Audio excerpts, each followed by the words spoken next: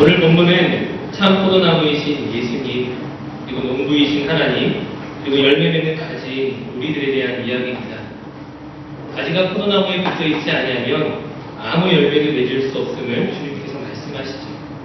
즉 관계에 대한 이야기를 할 수 있습니다. 우리가 예수님과 온전한 교제 속에 있을 때, 그분과 교감하며 그분 안에 참된 관계를 누릴 때에 자연스럽게 열매가 맺히게 될 것입니다. 이러한 교제와 관계란 어느 한쪽의 일방적인 것이 아니라 상호적인 것이죠. 상호적 관계란 서로가 서로에 대해서 어떻게 관계를 맺는가, 그 관계의 방식을 이야기하고 있습니다. 그래서 예수님께서 우리와 어떻게 관계를 맺으십니까? 그 포도나무가 가지에게 좋은 영양분을 주는 것처럼 예수님께서는 우리에게 가장 좋은 것을 주시기를 원하시는 분입니다. 그런데 문제는 무엇입니까? 예수님은 항상 우리에게 좋은 것을 주시지만 항상 문제는 예수님 편이 아니라 우리에게서 발생한다는 것이죠. 우리는 막상 예수님과의 관계를 소중하게 생각하거나 집중하기보다는 늘 다른 것에 분주할 때가 많이 있습니다. 예수님에 대한 관심보다는 당장 나의 생계를 영위하고 나의 배우자의 문제와 진로의 문제와 사업의 문제와 현실 안에 닥친 어떤 문제들을 해결하느라 그것에만 분주할 때가 참 많이 있다는 것이죠. 이러한 현실에 대해 생각하는 것이 불필요하다는 것이 아니라 정말 중요한 것을 놓치고 살아간다는 거예요. 예수님부터 우리가 얻게 되는 그 열매들을 잃어버릴 때가 참 많이 있습니다. 예수님께서 우리에게 주시고자 하는 열매가 무엇입니까? 갈라디아서 5장 22절, 23절에 보게 되면 성령의 9가지 열매가 나타납니다. 사랑과 희락과 화평과 오래 참음과 자비와 양선과 충성과 온유, 절제. 이 성령의 9가지 열매를 통해 얻게 되는 이 열매들이 어떤 특징을 갖고 있습니까? 이것은 우리 자신의 어떤 성품을 이야기하는 것이죠. 즉 우리 자신의 어떤 존재됨에 대해서 이야기하는 것입니다. 하지만 이 성품과 존재라는 것은 우리가 인위적으로 맺을 수 있는 것이 아니라는 거예요. 내가 열심히 노력함으로 내가 얻게 되는 것이 아니라 우리가 하나님과 꾸준한 관계 가운데 있습니다. 내가 예수님 안에 거할 때 우리 안에 계신 성령님께서 우리를 이끄시고 인도하심을 통하여 자연스럽게 맺어지게 되는 것이지 내가 하는 것이 아니라는 거예요. 오늘 본문에서도 열매는 생산되는 것이 아니라 맺는다라는 단어를 사용하고 있습니다. 앞서 말씀드린 것처럼 나의 인간적인 노력과 열심으로 열매를 생산하는 것이 아니라 우리가 오직 예수님 안에 거할 때나 그분 안에서 참된 관계를 누리고 있을 때 그것은 자연스럽게 맺어질 수밖에 없다는 것이죠. 이러한 상호적 관계 속에서 우리는 분명히 포도나무이신 예수님을 붙잡고 그 말씀대로 살기 위해 몸부림쳐야 됩니다. 그렇다면 예수님께서 우리를 위하여 하시는 일들은 어떤 일들이 있겠습니까? 오늘 보면 요한복음 15장 2절 말씀을 한번 같이 보도록 하겠습니다. 하나님께서 우리를 위하여 하시는 일, 요한복음 15장 2절 말씀 한번 같이 읽습니다.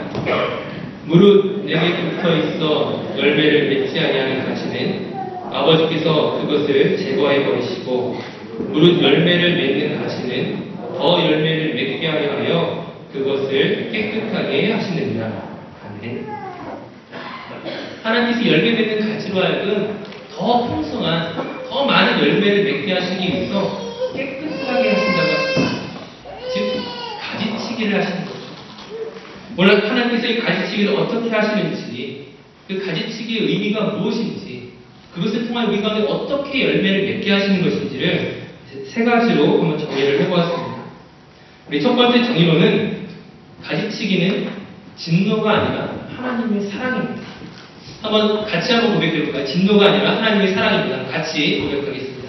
진노가 아니라 하나님의 사랑입니다.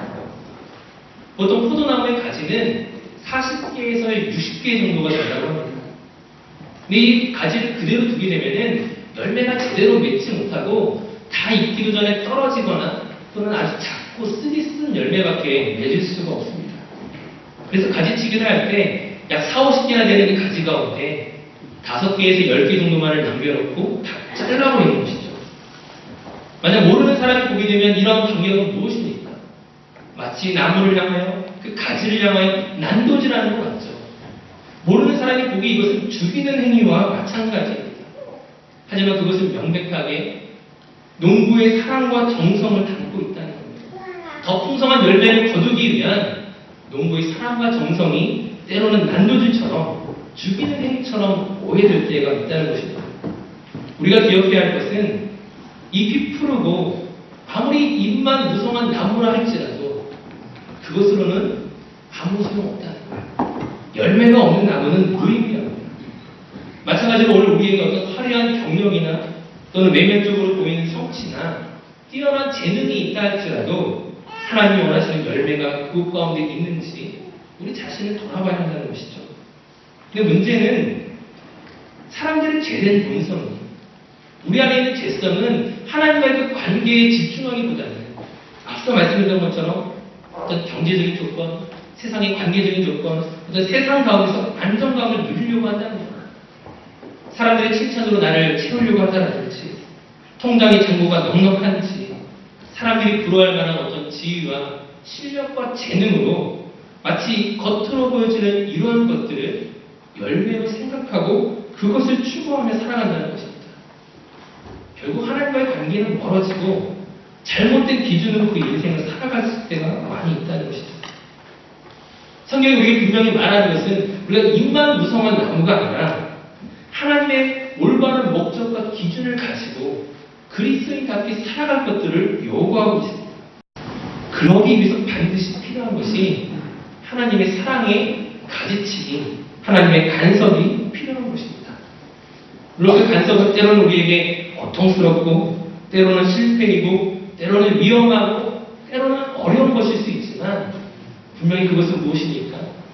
우리를 향한 진노가 아니라 우리를 살리시고자 하는, 우리에게 열매 맺게 하시고자 하는 하나님의 사랑을 담고 있다는 것이죠. 이사야서 5장에 보게 되면은 포도원 비유가 있어요. 하나님께서 땅을 파서 돌을 제하고 극상품 포도나무를 심으시고 망대를 세우시고 즙틀까지 만드셨는데 좋은 포도 맺기를 바랬음에도 불구하고 들포도를 냈습니다. 그때 주님께서 더 이상 그 포도원을 돌보지 않겠다라고 말씀하십니다. 이사야서 5장 6절에 보게 되면은 내가 그것을 황폐하게 하니 다시는 가지를 자름이나 벽을 돋우지 못하여 찔레와 가시가 날 것이며 더 이상 가지치기를 행하지 않겠다라고 말씀하시는데 그것이 무엇입니까? 가지를 자르지 않는 것이 저주라는 거예요. 나에게 아픔이 없는 것이 축복이 아니라, 고난이 없는 것이 축복이 아니라 사실은 나로 하여금 좋은 열매를 맺기 위하여 가시가 있고 가지를 자르는 이러한 행위들이 사실은 하나님의 축복입니다. 첫 번째 정의 결론으로 혹시 오늘 우리 삶에 실패가 있습니까? 남편과 자녀와 아내의 문제가 있습니까? 건강의 문제가 있습니까? 물질의 문제가 있습니까? 왜 하나님께서 나에게 이런 시험을 주시는가?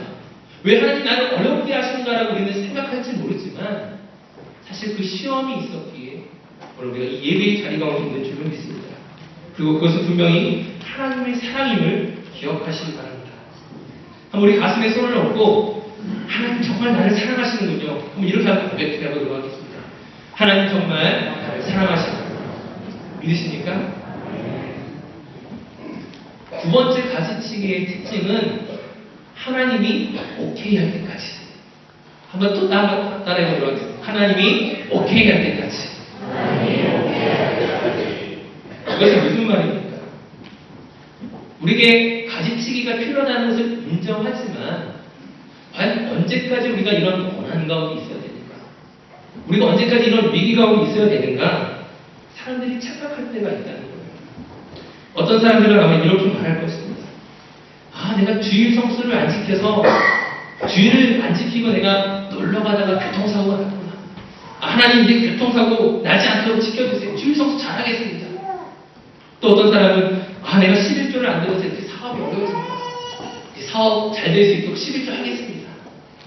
하나님 지금 내가 무엇이 문제인지 가르쳐 주십시오. 내가 이것을 고칠 테니까 이 어려운 환경에서 나를 끄집어내 주십시오. 이런 고백이 과연 잘못된 것입니까? 자신의 문제를 인정하고 그것을 고치겠다는 것은 분명히 옳은 일입니다. 하지만 문제는 무엇이냐? 고난의 이유를 잘못 알고 있다는 것. 또는 문제를 해결하는 방법에 대해서 잘못 이해하고 있다는 것입니다.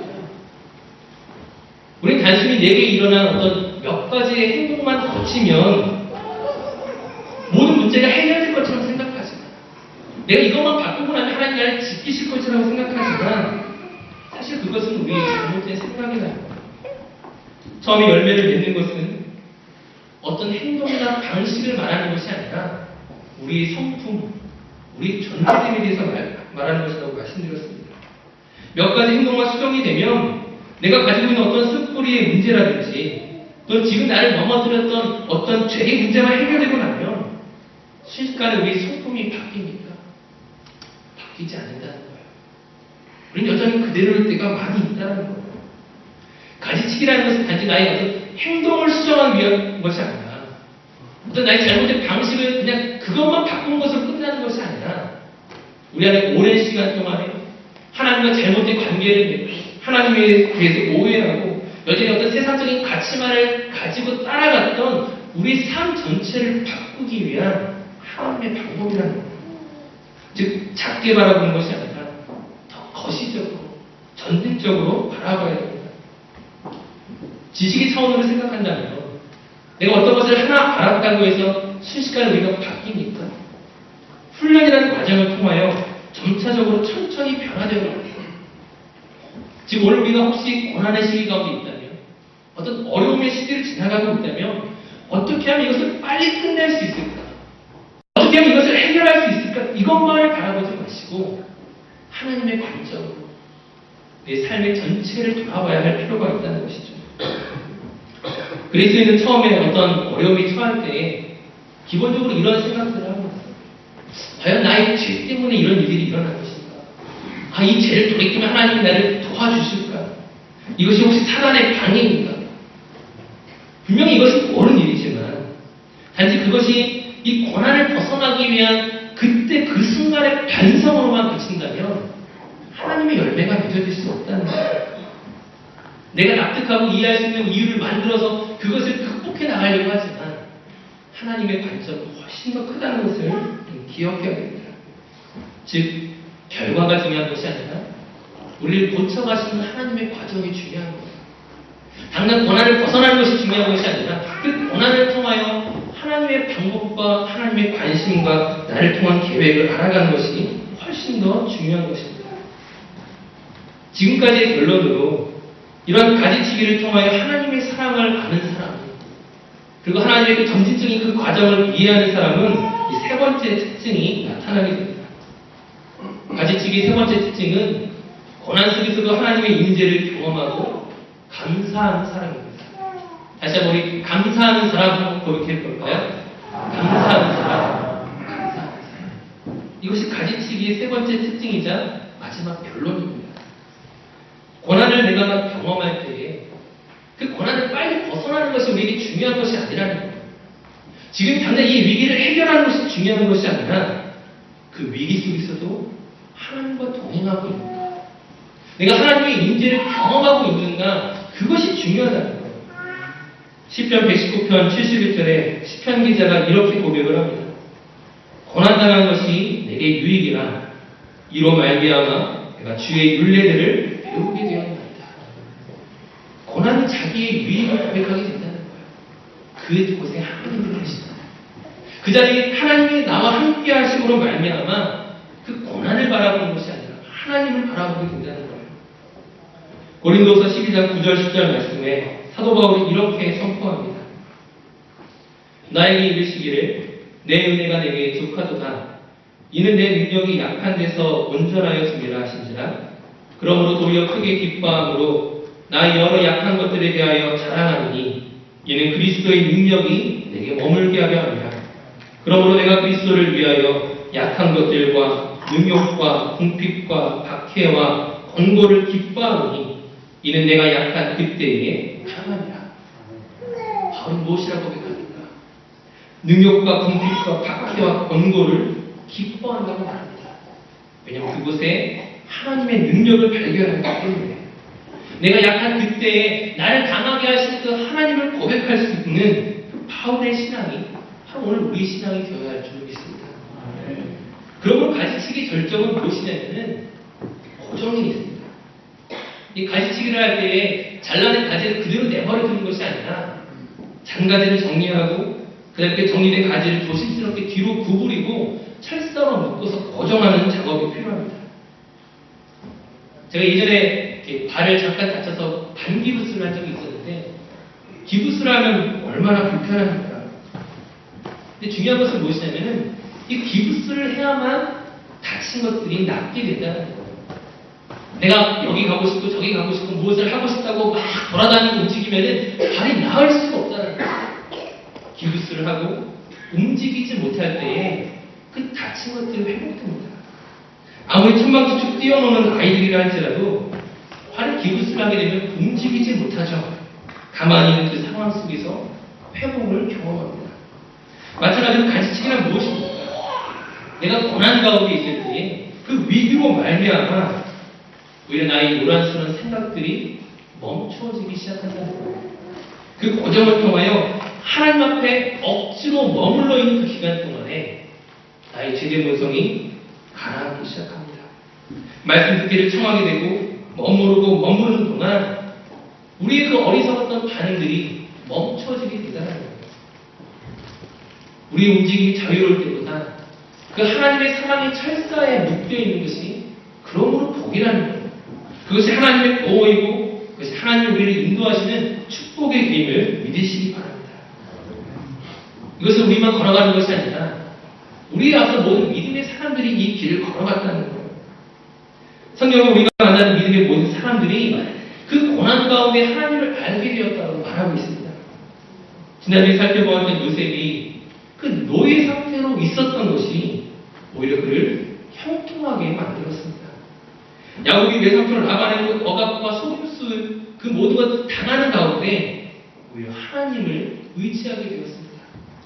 다윗이 사울을 피해 그 광야의 도망자로 있던 곳에서 그는 성장하였습니다. 오늘 말씀의 결론을 내린다면 우리 누구나 다 어려움의 시기를 지나갈 때가 있습니다. 겉으로 보이기는 아무런 문제가 없는 것처럼 보이지만 우리 모두 왜 문제가 없겠어요? 경제적인 문제, 관계의 문제, 수많은 어떤 문제들이 우리의 삶을 얼마나 힘들고 어렵게 만듭니다. 하지만 그것은 하나님의 진노가 아니라 나를 넘어뜨리시고자 하는 하나님의 방법이 아니라 나를 온전히 세우고자 하는 세상의 헛된 것들을 추구하며 나아가는 것이 아니라 그 하나님의 온전한 열매를 맺게 하시기 위한 하나님의 사랑의 방법인 줄 믿습니다. 당장 그 문제를 벗어나는 것에 집중하지 마시고 어떻게 문제를 해결할까에만 바라보지 마시고 오늘 내가 있는 그 자리에 하나님의 인재를 경험하시기 바랍니다. 하나님 나와 함께 하심을 고백하게 되는 그때에 우리는 무엇이라고 또 말하겠습니까? 그 고난이 내게 유익이다. 내 능력이 약한 데서 온전하여 주니라. 내가 약한 그때에 강하니라. 그 믿음의 사람들의 그 고백이 오늘 저와 여러 성도님들의 동일한 고백이 되기를 축원합니다. 이제 우리 함께 좀 찬양하며 기도했으면 좋겠습니다. 우리 약할 때 강한 대신에 우리 함께 이 찬양하시면서 혹시 오늘 우리가 어려운 시기를 지나가고 있다면 마음에 수많은 갈등의 시기를 보내고 있다면 그 갈등에 집중하지 마시고 문제에 집중하지 마시고 이 모든 것 통하여서 풍성한 열매를 주신 하나님의 은혜를 바라봤으면 좋겠습니다.